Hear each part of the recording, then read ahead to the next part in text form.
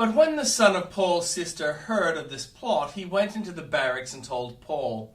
Then Paul called one of the centurions and said, "Take this young man to the commander. He has something to tell him." So he took him to the commander. The centurion said, "Paul, the prisoner sent for me and asked me to bring this young man to you because he has something to tell you." The commander took the young man by the hand, drew him aside and asked, "What is it you want to tell me?" He said, "Some Jews have agreed to ask you to bring Paul before the Sanhedrin tomorrow on the pretext of wanting more accurate information about him. Don't give in to them, because more than 40 of them are waiting in ambush for him. They have taken an oath not to eat or drink until they have killed him. They are ready now, waiting for your consent to their request." The commander dismissed the young man with this warning, "Don't tell anyone that you have reported this to me." Then he called 2 of his centurions and ordered them, "Get ready a detachment of 200 soldiers, 70 horsemen, and 200 spearmen. Go to Caesarea at 9 tonight. Provide horses for Paul so that he may be taken safely to the governor Felix." He wrote a letter as follows: "Claudius Lysias, to His Excellency Governor Felix. Greetings. This man was seized by the Jews and they were about to kill him, but I came with my troops and rescued him, for I had learned that he is a Roman citizen. I wanted to know why they were accusing him, so I brought him to their Sanhedrin. I found that the accusation had to do with questions about their law, but there was no charge against him that deserved death or imprisonment. When I was informed of a plot to be carried out against the man, I sent him to you at once. I also ordered his accusers to present to you their case against him." So the soldiers, carrying out their orders, took Paul with them during the night and brought him to as far as Antipatri.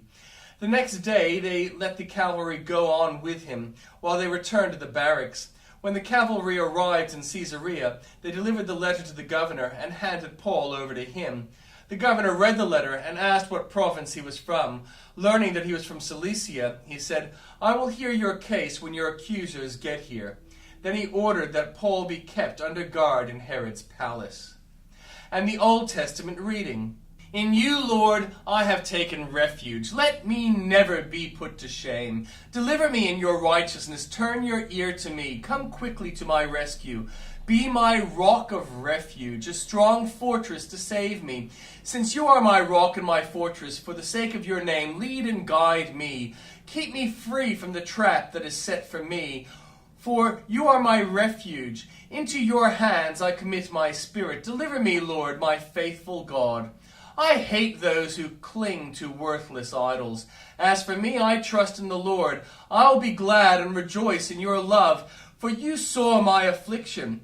You knew the anguish of my soul. You have not given me into the hands of the enemy, but have set my feet in a spacious place. Be merciful to me, Lord, for I am in distress. My eyes grow weak with sorrow, my soul and body with grief. My life is consumed by anguish, and my years by groaning. My strength fails because of my affliction, and my bones grow weak.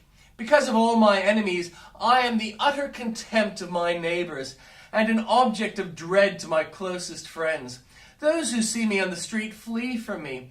I am forgotten as though I were dead. I have become like broken pottery. For I hear many whispering terror on every side. They conspire against me and plot to take my life. But I trust in you, Lord. I say you are my God. My times are in your hands. Deliver me from the hands of my enemies, from those who pursue me. Let your face shine on your servant. Save me in your unfailing love. Let me not be put to shame, Lord, for I have cried out to you. But let the wicked be put to shame, and be silent in the realm of the dead. Let their lying lips be silenced, for with pride and contempt they speak arrogantly against the righteous. How abundant are the good things that you have stored up for those who fear you, that you bestow in the sight of all, on those who take refuge in you. In the shelter of your presence you hide them from all human intrigues. You keep them safe in your dwelling from accusing tongues. Praise be to the Lord, for he showed me the wonders of his love. When I was in a city under siege, in my alarm I said, I am cut off from your sight. Yet you heard my cry for mercy when I called out to you for help. Love the Lord, all his faithful people. The Lord preserves those who are true to him, but the proud he pays back in full. Be strong and take heart, all you who hope in the Lord. Blessed is the one whose transgressions are forgiven, whose sins are covered. Blessed is the one whose sin the Lord does not count against them, and in whose spirit is no deceit. When I kept silence, my bones wasted away. Though my groaning all day long, for day and night, your hand was heavy on me, my strength was sapped, as in the heat of summer. Then I acknowledged my sin to you, and did not cover up my iniquity. I said, I will confess my transgressions to the Lord, and you forgave the guilt of my sin.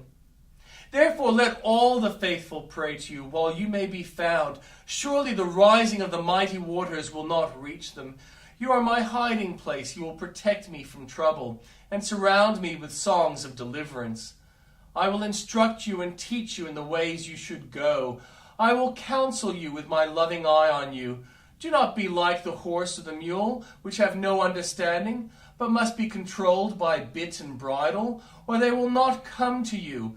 Many are the woes of the wicked, but the Lord's unfailing love surrounds the one who trusts in him.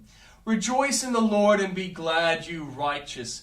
Sing, all you who are upright in heart.